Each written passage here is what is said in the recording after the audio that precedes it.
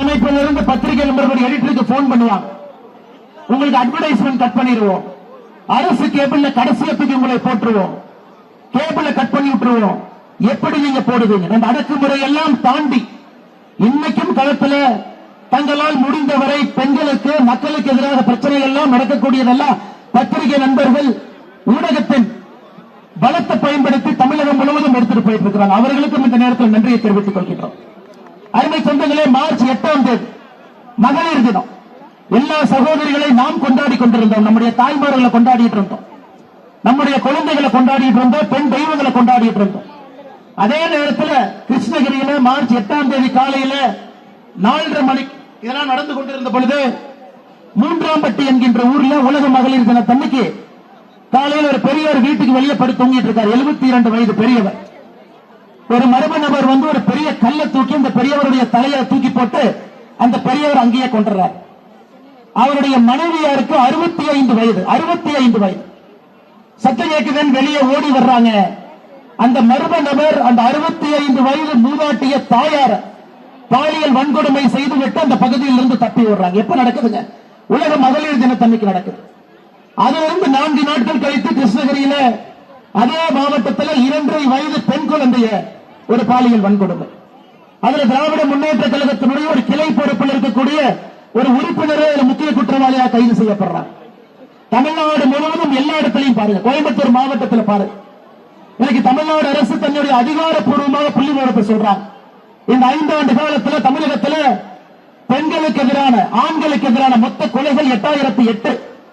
5 ஆண்டுகள்ல 8008 பேர் இங்க கொல்லப்பட்டிருக்கின்றார்கள் தமிழகத்தில். பெண்களுக்கு எதிரான ரேப் கேஸ் மட்டுமே, பாலியல் வன்கொடுமை பெண்களுக்கு எதிரான ரேப் கேஸ் மட்டுமே 2080 பாலியல் வன்கொடுமை வழக்குகள் தமிழகத்தில் 5 ஆண்டுகள். அப்ப ஒரு நாளைக்கு 1.5 வழக்கு, ஒரு நாளைக்கு 6 கொலை. 18 வயதுக்கு கீழே இருக்கக்கூடிய சிறுமிகள், குழந்தைகள், அவர்கள் மீது ஏவப்பட்ட பாலியல் வன்கொடுமை வழக்குகள். நான் சொல்றது ஒரே நிமிஷம் நல்லா கேளுங்க. 18 வயதுக்கு கீழே குழந்தை என்று சொல்லுவோம், பிஞ்சு குழந்தை. அந்த குழந்தைகளுக்கு எதிராக பாலியல் வன்கொடுமை தமிழகத்தில் 39,999. 40,000க்கு ஒரு வழக்கு குறைவு 5 ஆண்டுகளை. யோசிச்சு பாருங்க, எப்படி அவர்கள் இந்த தமிழகத்தில் நாங்கள் பெண்களை பாதுகாத்து போற்றுகின்றோம் எப்படி முதலமைச்சர் சொல்ல முடியுங்க? இதெல்லாம் அரசனுடைய ஹோம் செக்ரட்டரி அவர் பத்திரிகையாளர் சந்திப்பில் கொடுத்த தரவுகள். இந்தியாவில் எங்கேயும் இல்லாத அளவுக்கு தமிழகத்தில் குழந்தைகளுக்கு எதிராக பாலியல் வன்கொடுமை ஹையஸ்ட்ங்க. மூதாட்டிகளுக்கு எதிராக ஹையஸ்ட், பெண்களுக்கு எதிராக ஹையஸ்ட். அதனால்தான் நம்முடைய முதலமைச்சர் வேட்பாளர் வருகின்ற மே 4க்கு பிறகு முதலமைச்சராக பொறுப்பேற்கக்கூடிய அண்ணன் எடப்பாடி பழனிசாமி அவருடைய ஆணை தமிழகம் முழுவதும் தேசிய ஜனநாயக கூட்டணிய தலைவர்கள். அதை பாருங்க, முதலமைச்சர் வேட்பாளர் என முதல் ஆர்ப்பாட்டமாக அறிவிக்கிறார் அப்படிங்கறத வச்சு அந்த முதலமைச்சர் வேட்பாளர் எப்படிப்பட்டவர் நம்ம தெரிஞ்சுக்கலாம். தமிழகத்தில் எத்தனையோ ஆர்ப்பாட்டத்தை அறிவிச்சிருக்கலாம், கூட்டணி கட்சி தலைவர்களை பணித்திருக்கலாம், நீங்க எல்லாரும் செய்யுங்கன்னு சொல்லலாம், அவருக்கு உரிமை இருக்கு. ஆனா அவர் முதல் ஆர்ப்பாட்டம் கூட்டணி கட்சியாக சேர்ந்து செய்ய வேண்டிய ஆர்ப்பாட்டம். நம்முடைய தாய்மார்களை, குழந்தைகளை, பெண்களை பாதுகாப்பதற்காக நடத்தப்பட வேண்டும் என்றால் இந்த மனிதனுடைய கையில் நிச்சயமாக தமிழகம் நன்றாக இருக்கும். ஆட்சி பொறுப்புக்கு வரும்போது நிச்சயமாக பெண்களுக்கு, குழந்தைகளுக்கு பாதுகாப்பாளர் இருக்கும் என்கின்ற முழு நம்பிக்கையோடு நாம் இங்கே நின்று கொண்டிருக்கின்றோம். அருமை சொந்தங்களை, இன்னைக்கு பாருங்க, தூத்துக்குடியில விளாத்திக்குளத்தில் மார்ச் 10ஆம் தேதி 12வது பரீட்சை எழுதிட்டு அந்த பாப்பா வர்றாங்க. சாயந்தரம் 6:30 மணிக்கு அந்த வீட்டில் கழிப்பறை இல்லை, தோட்டத்துக்கு போறான். 8:30 மணி வரைக்கும் வரல.